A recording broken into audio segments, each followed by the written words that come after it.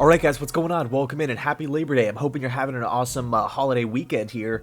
But in this one, we're going to be taking a look at the cornerback position because this is something that still, right, we're only a couple days away from Carolina. It is still up in the air. The release of Bless Austin came completely out of nowhere, at least for me personally. I can only speak for myself, but I just did not see that coming. And obviously the Jets have not really addressed the cornerback position elsewhere. We didn't go out and sign to Josh Norman. San Francisco did. We haven't pulled off a trade with anybody. So we're taking a look at the guys currently on the roster, and it's been no secret that the Jets have been playing or really rotating four specific corners at that outside position over the last couple of days. Those guys include Brandin Echols, Jason Pinnock, Isaiah Dunn, and Javelin Guidry. All four guys have a legitimate shot of winning this outside cornerback spot, at least for week one. Of course, opposite of Bryce Hall, just a dude who's locked down the position, but according to Robert Saleh, we're going to have to wait until Sunday to see who rolls out there. So pretty secretive stuff here. It's pretty entertaining. It kind of reminds me of how a baseball manager approaches a pinch hitting situation. Everything is kept under wraps until it's actually time to make that pinch hitting decision. So with that said, let's talk about the four corners currently rotating for that outside spot, and let me know down below in the comment section, who do you want to see out there? So let's jump in. So the first guy on the list is Brandin Echols, okay, 6th round pick from Kentucky, 200th pick overall actually. Brandin Echols has been a guy who's really impressed the coaching staff since day one. I mean, really since rookie minicamp, it just really throughout the process. We've heard nothing but good things about Brandin Echols, okay? We already know he has great speed, 4.35 40, so he has the ability to hang hip to hip with opposing wide receivers. He has production in the SEC, he has great ball skills, a good fit in zone coverage. I mean, there's a lot to like with Brandin Echols. You could argue, hey, maybe he's a little small to be a starting outside corner, 5'10", 195, but Echols has had experience on the outside this preseason, okay? So it shows me that the coaching staff isn't really looking at his size as a major detriment, or they're not afraid to stick him on the outside. But I mean, you take what he's good at, you look at how good of a camp he's had so far, I could definitely see Echols being the starting outside corner come week one against the Panthers. We also have to take a look at how Echols performed in joint practices, okay? And he actually looked really good. So at the end of the day, is Echols a top 5 lockdown corner? Is he Jalen Ramsey? Probably not. But for the sake of week one, I could definitely see the Jets coaching staff rolling Echols out there with the experience, with all of the good qualities. Again, production in the SEC. And think about this for a second. When we just look across the line of scrimmage, who are we going up against? We're going up against guys like DJ Moore, Robbie Anderson. Fast individuals that can stretch the field vertically and horizontally. So we need to have that speed out there. So I could easily see Echols as that starting guy. So next up is an interesting one. It's Javelin Guidry. And you could be thinking to yourself, Javelin Guidry, this is the player that's been turning heads all training camp, but at the slot cornerback position. This is the guy who's perfectly built to play slot. He's 5'9", 190, 195. This is the player that actually looked really good in college at Utah at the slot cornerback position.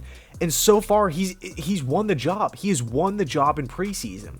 Why would we try to fix something that isn't broken by taking Guidry and putting him on the outside? Well, I think a couple things actually play into effect here. Number one, the depth at the slot cornerback position is actually pretty good for the Jets. Late round pick Michael Carter from Duke has put together a great training camp, I should say. And you can make the argument, even though Guidry has looked great, Michael Carter has been right on his tail since the beginning. And there was a point in time where I felt like I was more so leaning towards Michael Carter. It wasn't really until preseason where I felt like I felt pretty comfortable with Guidry moving forward. And then, of course, I watched a lot of Guidry back at Utah. I just tend to watch a lot of Pac-12 and Mountain West football because it works out with my work schedule. Just getting home late at night, you can throw on Pac-12, watch till 1:30 a.m. But when we take a look at Javelin Guidry, the number one thing that stands out is speed. It's speed. I'm not a big numbers guy, 40-yard dashes and all that kind of stuff, but a 4.29 is nothing to scoff at. I mean, we talked about Echols running a 4.35 earlier, but 4.29, are you kidding me? That is blazing fast. Guidry has the burst. He's really, really strong for his size. He's aggressive in how he attacks. He's always trying to. He just looks like one of those guys you don't want to be tackled by. It doesn't matter if you're a 6'5" tight end, a boundary out, an outside wide receiver, like a bigger guy like Julio Jones. You just don't want to be around Javelin Guidry because he's going to fight you tooth and nail to the ground. Burst coming out of a back pedal, closing acceleration is there. I feel like the ability to change directions right to left, left to right. Guidry can do that really effectively as well. Okay, so on paper, I could see this happening. It makes sense to take Guidry, move him to the outside, promote Michael Carter if you feel comfortable with him as the starting slot guy, at least for a week, at least for one game to try it out. Another thing I do want to say is I feel like it could throw kind of a mini wrench into Joe Brady's plans. We have not seen this. He has not seen this. The Jets have not experimented with this idea at all. We've only seen Guidry in the slot up until a couple days ago here. So, and obviously, the Panthers coaching staff doesn't have access to the Jets practices over the last week. So this is something that Joe Brady might not be expecting here. It could cause an issue for them. So Javelin Guidry on the outside, it'll be interesting to see what happens. Let's move on. So next up is another late round draft pick. This time it's from Pitt. It's Jason Pinnock. Now, long term, I really, really like Jason Pinnock. I was really excited about this draft pick. He is the size, 6', 205. He is long, lanky, big hitter. He is a massive hitter, and I was really excited to get Pinnock in the building for the long term. I feel like, in a couple seasons, 2 seasons from now, Jason Pinnock has a real shot to be one of the better corners in the league. I would say my number one thing, or I guess my favorite thing about Jason Pinnock that was on full display in the ACC was his support in the running game. I feel like as a run-stopping corner, if we take him and compare him to the other corners on the roster in this specific category, I would say Pinnock is probably the number one option. But for me, I feel like Jason Pinnock is more of a long-term approach kind of thing, but who knows? Who knows? Maybe Robert Saleh deploys a rotation on game day where we see Guidry for a drive, we see Echols for a quarter, we see Jason Pinnock for a drive. We don't really know what the approach is going to be. I feel like Pinnock can be effective in certain areas, but for me, Jason is more so, somebody that I'm viewing as a starting corner a year, 2 years from now, but we'll see how it all plays out. And last but not least, we have undrafted free agent Isaiah Dunn from Oregon State. Now, right off the bat, Dunn has great size. He's 6', 195. He is really, really explosive coming out of a back pedal, which I like, and that's kind of a common theme with a lot of these, corners that are on the roster. Whenever you run a cover 4, cover 3 system like Saleh, you need to have guys that can just burst out of what they're doing to blow up screens, blow up slants, blow up crossing patterns, everything underneath, because the idea is to not get beat over the top. So Isaiah Dunn possesses that ability, okay?